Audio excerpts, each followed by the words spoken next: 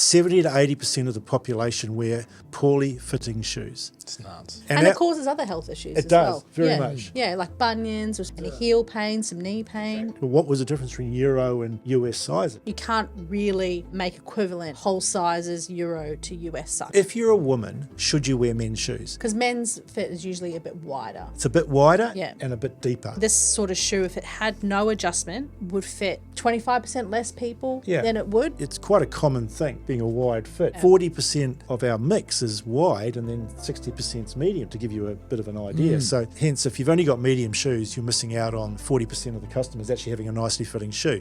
And often they'll just put up with it. That's right. Yeah. Welcome to the Comfort Walk and Talk, where every step towards comfort is a step towards a healthier you. We're your hosts, Jeff, Allanah. And Ben. together, let's transform our lives from the ground up. Welcome everyone to our next episode of Comfort Walk and Talk by the Comfort Co. I'm here with Allanah Hello. and Ben. Hello. And we're going to talk a little bit about a very important topic to us, which is one of our comfort recipe features, and that's fit. And if I remind our customers about our comfort recipe, we focus very much on cushioning, on arch support, and fit in our shoes. And we felt that it's important to actually really explain a little bit more about what fit is and what some of the features that we build into shoes are that really make that come to life, because it's quite a complex topic, and I think it's important that customers are aware of the different fit features. So let me start by saying that fit is important to us for a fundamental reason, and that is that if you look at statistics, 70 to 80% of the population wear poorly fitting shoes. It's nuts. And it is nuts. And that's a statistic that was actually worked out by one of the podiatry associations in the US. Actually did that statistic. And so it's a little bit subjective, but at the end of the day, if the shoes don't fit, you don't wear them. That's bottom line. So often they'll wear them for a while, they'll get blisters, and they'll stop wearing them. Yeah. And it causes other health issues as does, well. very much. Yeah, like bunions, we've spoken about that before, any heel pain, some knee pain. Yep. Exactly. So we at Comfort Co really think that fit is probably one of the most fundamental things to get right in terms of comfort shoes. And there are many different ways to do it, and we're going to touch on that today, because you will hear different things when you go shoe shopping. And I think it's good to explain what some of those, some of the implications are as we go through. So I think in terms of fit, obviously the first one that people really get to know is their foot measurement, right? And that's size 7 or size 8 US, or size 39 Euro, or size UK sizing, et cetera. And I new to the industry 20 years ago, I really didn't understand that there was what was the difference between Euro and US sizing. And what do you know, Lani, from your experience? Well, I mean, I know that there's a difference in centimetre difference between the length. So the US sizing is longer. Yeah, so the difference between each size is 8.2 centimetre versus 6 point something centimetres between the Euro sizing. Yeah. Right. So that's why you have brands, and we have brands as well where you have equivalents. So most of the time you think a 39 for a lady is a size 8, and then a 40 is a size 9, and then you can't really make equivalent whole sizes Euro to US sizing. No, you can't. So that you'll see that sometimes a 39 is an 8.5 or a 39 is a 9, depending on the brand. It's very brand and sometimes construction specific. Exactly. Yeah. Do you have any idea why that's the case? Was it different shoemakers in the US? I mean, Euro sort of grading came from Europe, and then the US grading was the way that they did the US. And typically what they do in US is that they make half sizes. So every gap is actually 4 millimetres to round it, right?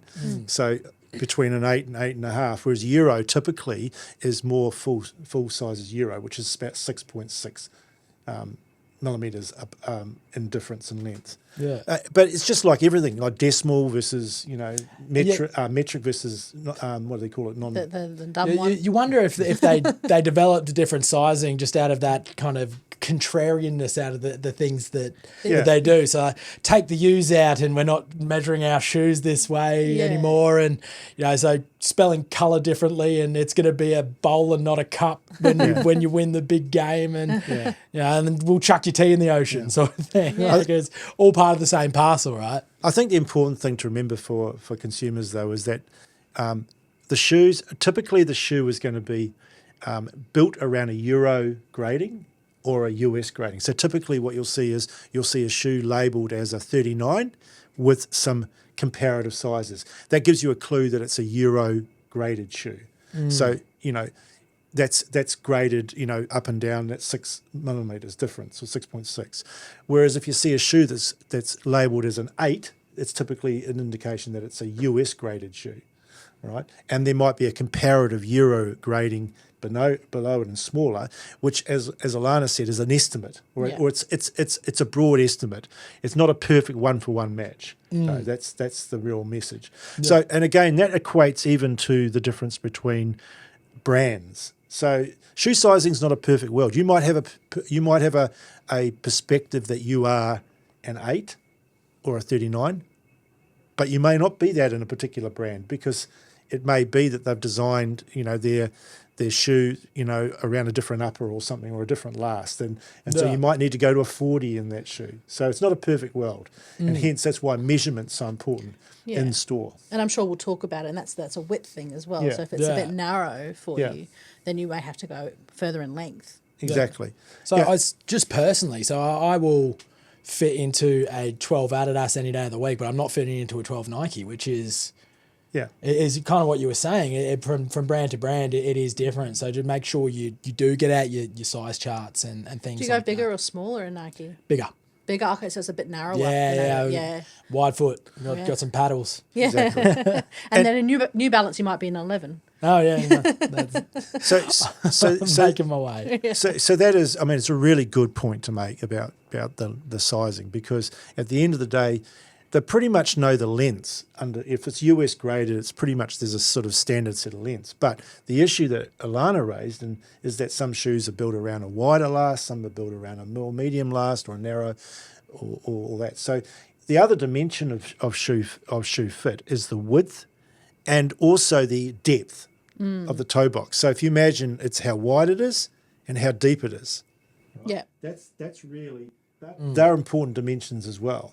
So and that's why measurement is so important, because it'll identify that you need to be a wider width, and typically a wider width for the customers on the watching is something that's got about in circumference about 6 millimeters more in the circle that goes around there in volume. That's typically a width difference. All right, so going from medium to wide is about 6 millimeters more in circumference or volume.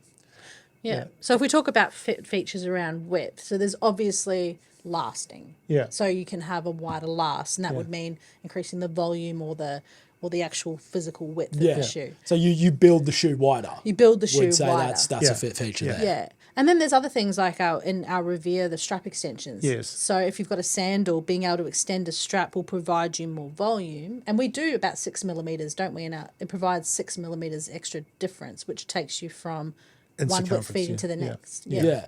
You can literally turn your medium shoes into a wide depending on the day, which is awesome. Yeah. Yeah, which is, we'll come to all of that, because all of that really relates to the upper. And there are so many things in the upper that can be adjustable for fit. So they say one of the big future directions is almost like a one-for-one fit in footwear, where the shoe is almost custom fitted to your foot. Well, we're getting that way with a lot of our designs, because we're building lots of customizable features in the upper.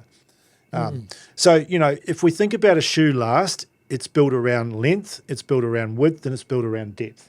So, you'll typically get confronted in store with saying that's an extra depth shoe, that's an extra, or a wide shoe, or an extra wide shoe, or a particular length, 39. They're very important. And again, I come back to, there are tools now where our 3D foot scanner actually tells the store, you and the people in the store, exactly what your sort of formula is, right? Yeah. And then, we're making shoes that accommodate all those different fit features. Some are extra depth, like our anodyne range here. This is actually a double depth shoe. So what we mean by that is it's actually got about a half inch of depth in the shoebox. And why is extra depth important? Well, some people have a little bit more of a swollen foot, or they may be a bit arthritic in some of their toes, so important to that. Or they might want to put a thicker insole in there that gives them more cushioning and more fit features. So it's important to be able to work with those different dimensions. But that's why fit's so complicated, because we have plenty of customers that will ring our customer service and will say, well, I'm a 39 and your 39 doesn't fit. And we have to really diagnose exactly the situation. Well, it's company IP as well. Like a last, generally, we've created as a company for a particular range of shoes. Yeah. That last can't be used by another company. It's not like there's a standard 8 wide last that is used by factories in shoes. It is all IP of brands. So that's why there is differences between shoes. Yeah. Do you think that there should be some standardization across the industry?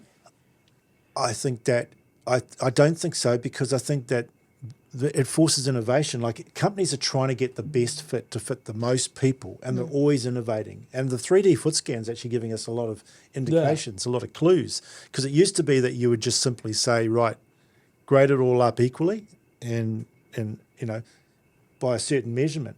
Well, the 3D foot scanners actually might be saying that you can reduce the gap in the smaller sizes and increase it in the larger sizes and things like that. Yeah. So there's a lot of new technology coming in. So, and if you talk about geography as well. Yeah. So an 8 medium in North America versus an 8 medium in Australia. Like, Australians have wider feet in general than Americans. So a medium fit in our language is a little bit wider than the US. So that's why there's different. So if you're an American focused brand predominantly, you might have a slightly narrower last than an Australian brand. Exactly. Which is why I don't fit into my Nikes. Well, that's right. Most of the sales, the proportion of sales in the US is more that medium fit. And so that's why, a lot of the styles only come out in medium fit. So that's exactly the reason. So those dimensions are important, and again, we just can't undersell the idea of getting really properly measured when you're buying your shoes, because no fit is the same in the different shoes that you'll try on. Another big part of fit, before we get into the upper itself, is the insole, and the same shoe with 2 different insoles fits differently. Yeah, that's true. It's sort of, if you don't know it, it's not intuitive, but we can provide you a thick insole or a thin insole, and a thick insole will make the shoe quite tight, a thin will make it loose, and so again, it's important to really think about what experience you want in the shoe. And so we try and provide a sort of what is a medium position. We're a medium thickness with good cushioning and all that, and a consistency across all of our shoes. But then we have different brands that do different insoles, and they fit differently. So yeah, and we always recommend, if you do have a custom podiatry orthotic, to take it with you into store. Exactly. If you're going to buy a new pair of shoes, you're going to put your orthotic into it, take your orthotic into store, and then you can try it with the orthotic, because it will change the fit of the shoe. Yeah. Exactly. And then another cool feature with insoles, which is really not commonly used, but you can actually change, as I think both of you were mentioning about being able to change a wide to a medium. And you can change it by using what they call fitters under the insole, or putting a thicker insole, either putting a thicker insole in there or actually putting another insole under the insole at the front particularly, and that will change the fit of the shoe. It's quite amazing. If you walk into a shop and you have heel slippage in a shoe, you can actually change heel slippage, meaning you're walking around and the heel's popping out of the heel, like common in some of the dress shoes and the ladies' dress shoes, and they'll have slippage. You can stop that by putting a fitter under the insole, and it basically fills up the front a bit more and keeps the foot perfectly in position. So we actually provide fitters with a lot of our shoes, don't we? Pretty much every brand now, even are including fitters. And Revere have 2 fitters, because we do a little bit more of an advanced story. But every brand's coming out now of the brands we make, Mia Vita, Vitasol, Revere, Shoal, with a fitter at the front. Yeah, cool. Yeah. So that's important. And then I think so the lasting and measurement's important, and then one of the most important, well, I think the most important feature is the upper, and that's just you can imagine the number of different upper designs and styles, and so what we look at with upper is first. I think the first thing is what is the material, and Allanah, there's a couple of shoes down there, an example of material, so you can have the basic leather material, which has got a certain give, and we talk about like a yak leather being soft and malleable, whereas maybe a thicker leather being less soft. So that's important. So this one includes a material called neoprene, which is actually like a diving suit material, which allows really good flexibility to mould to the bunion. And that's, Allanah, that's a really common issue in our industry, isn't it? Very common, yeah. And it can have the smallest bunion, but it can irritate you if you're wearing a pair of shoes that don't fit. So if that was all leather, if you don't accommodate for it as well, it makes it worse. It does. That's true. Yeah. So you want to make sure that you're giving your bunion a fighting chance and wearing properly fitting shoes. And if that was all leather, that shoe would be classed as not fitting them. Yeah, it would become quite narrow. Yeah. Be quite tight. Yeah. So that's why it's important. So that's a really important feature. We build a lot of that into our material, into our shoes, where we've got the stretch around particular areas like the bunion. And the other one that's coming in is that one there, Allanah. You might want to just explain how soft that is. That's a stretchable leather. When I first saw this shoe, I was amazed at how stretchable, and I don't know how it works, how stretchable this leather is. It's double lined, it seems. Yeah. It's soft on the inside, and it provides that stretchability almost to the level of the neoprene. Yeah. Sorry, what? Yeah, feel it. Actually. Yeah. Let's have a look at that. Yeah. Oh my word. Yeah. Yeah, and you can't tell that it I mean, because some people might be put off a little bit by neoprene. It's an It's aesthetic literally thing. just leather. Yeah. It's an aesthetic thing. So Yeah. it's toned and matched in, beautifully to the shoe. So, I mean, I guess and then also, you get into other materials like here. This is a really great example. This is a stretchable knitted upper. So again, same thing. I love a knitted upper. We're focusing on the upper being able to customize itself to the foot and materials, and that's an important aspect. If that was a straightforward, sort of unstretchable mesh, like a lot of athletic shoes are, that breathe but don't stretch, then they would still feel tight.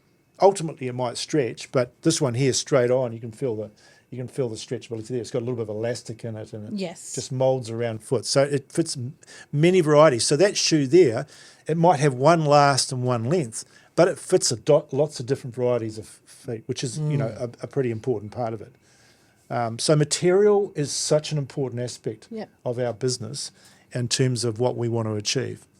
The other part you mentioned is particularly in our sandals, we go to an extraordinary amount of effort to make sure we provide lots of adjustments. And Allanah, you'll attest to the fact that the more adjustments, the better in our business. Yeah. Yeah, you never know if you've got a foot and it's a bit higher across the vamp here.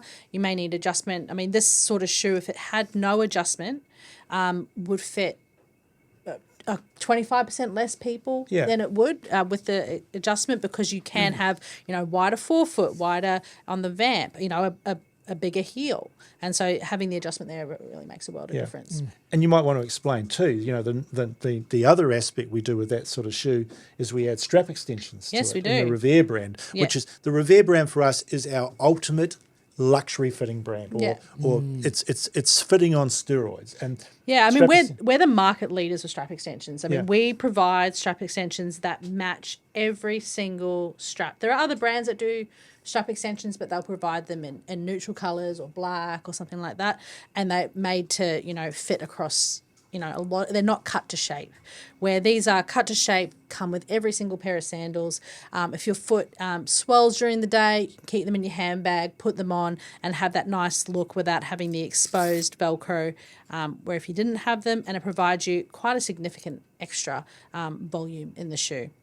So it turns a medium into a wide. Turns a medium into a wide into an extra wide. Yeah, and it's unique. Revere, we spend a lot of money making them look and match exactly. In fact, the strap extension almost takes as long to make as the shoe itself, as the upper itself. Well, it's definitely worth it. It's a special feature, and again, it's just making the upper more flexible to the fit. So, you know, that's an important part of the. Obviously, lace-ups are important in terms of, you know, there's a whole technology on lace-ups, and you can have one lace fit differently. You do the lace differently, and it's going to fit the shoe differently. Like if you put the lace, people might wonder what this hole's for. Do you wonder that, Ben? Yeah, I have actually. It's designed to have a lace construction that pulls the shoe tighter around your ankle. Yeah, if you need more support around your ankle, you can You know, relace it. So you do a particular lace, and then we've got them on the website, the lace methods. I remember when we were in high school, the cool lace was the one where you had the straight and then you like did it underneath and then did it straight again. You got your Converse out. And you could like tuck your laces in. Tuck your laces in, not supportive. Would not recommend. But it was the cool thing. Though. It was cool. So I think people wouldn't really think of laces as being a fit technology, but it's one of the original. there's more than just a piece of rope. I'll tell you what, There's different methods to do the laces. We've got instructions on our website, and it does make a big difference to fit.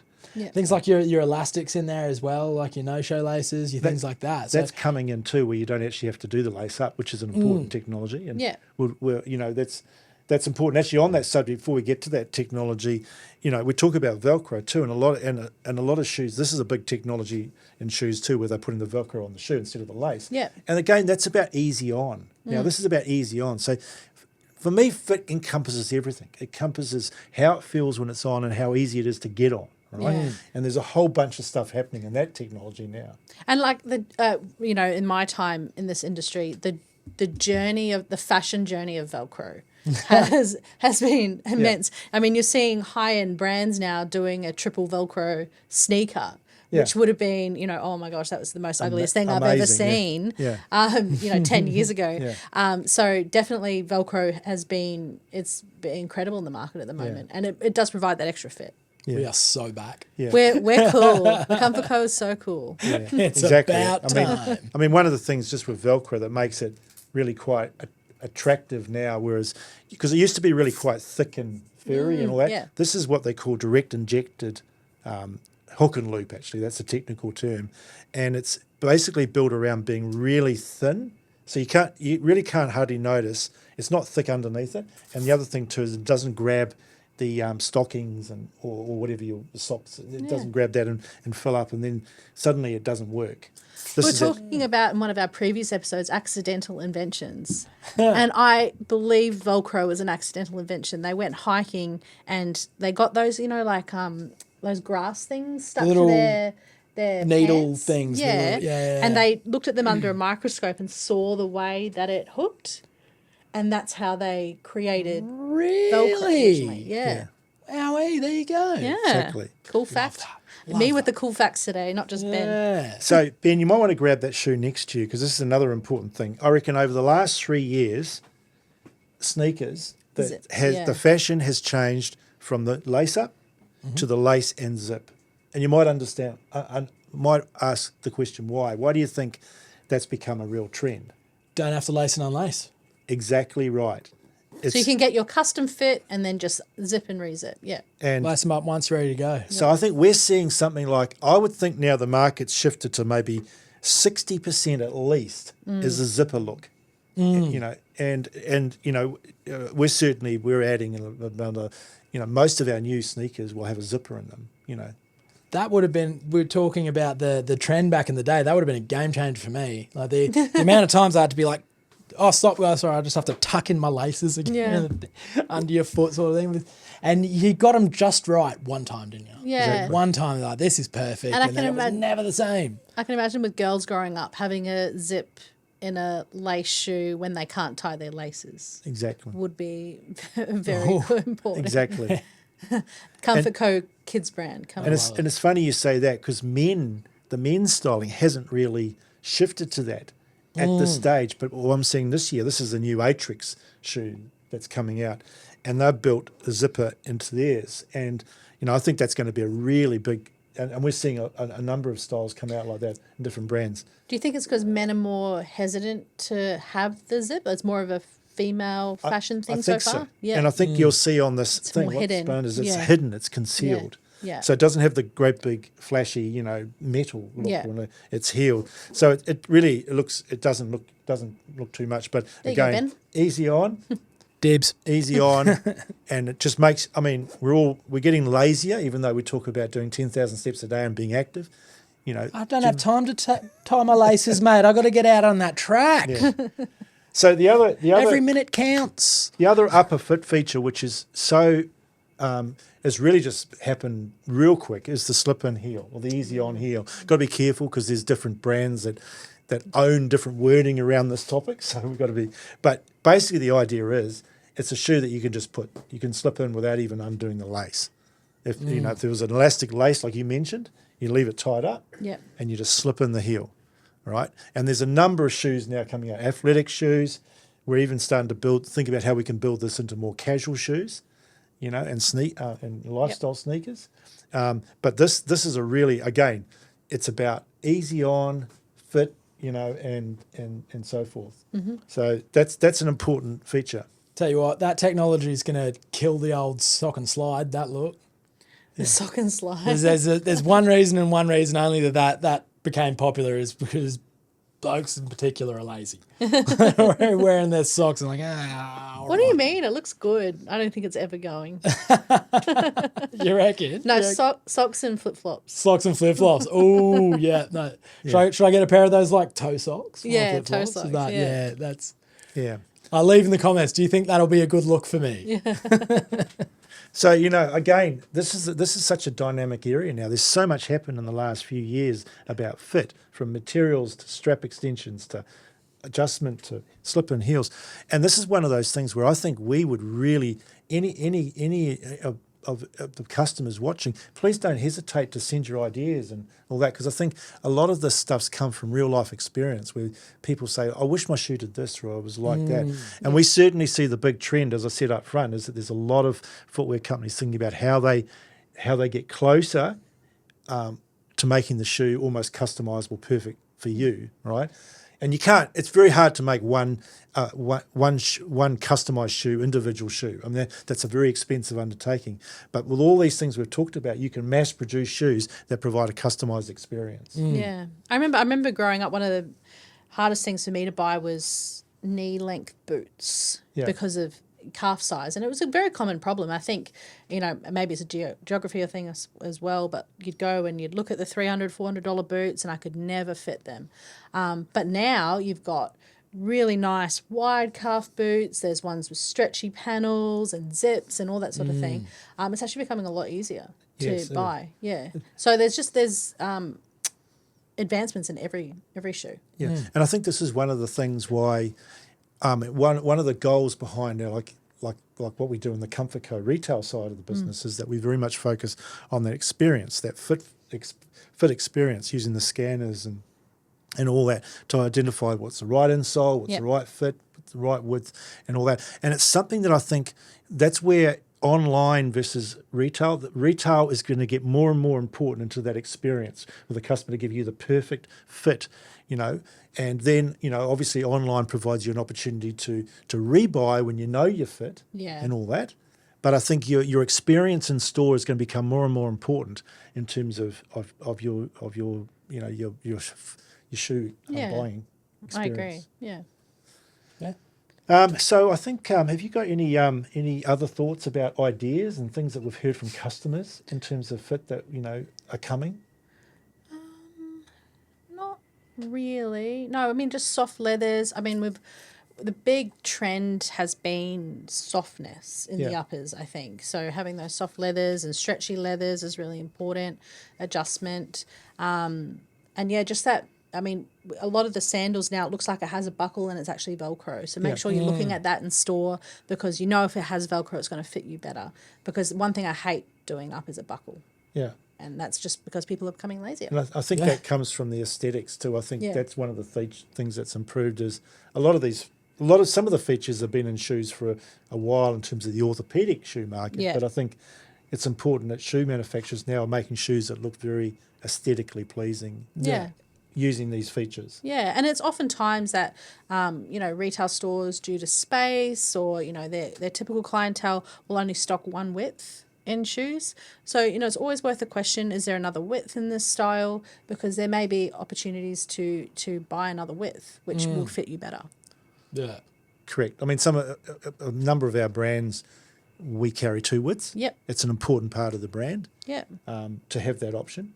I mean, I think, and look, the statistic on widths too, I also want our audience to know that because you're a wide fit, it's quite a common thing, being a wide fit. Yeah. 40% probably of our mix is wide, and then 60% is medium, to give you a bit of an idea. So, hence, if you've only got medium shoes, you're missing out on 40% of the customers actually having a nicely fitting shoe, and often they'll just put up with it. That's right. Yeah. It's too important to get away with that anymore. It does so much for your health. That's right. Yeah. So that's a bit of a story on one of our key comfort recipe pillars is the fit of the shoe. And as you can see, it's more than just size 39 or size 39 wide. There's a lot more to it. And so any questions, you can refer to our website, thecomfortco.com.au. Or our stores or our customer service team. But there's a lot to it. So thank you very much for listening to us today, and thanks Ben and Allanah. Thank you. Thank you very much. We'll see you next week. Thank you for joining us on the Comfort Walk and Talk by The Comfort Co. If you like this episode and you got something out of it, we would love your support with a 5-star review on Apple Podcasts and Spotify. Don't forget to subscribe on your favourite channels and never miss a step on your journey to comfort. Please follow us for more insights and updates on the Comfort Co social media channels. Until the next episode, see you later.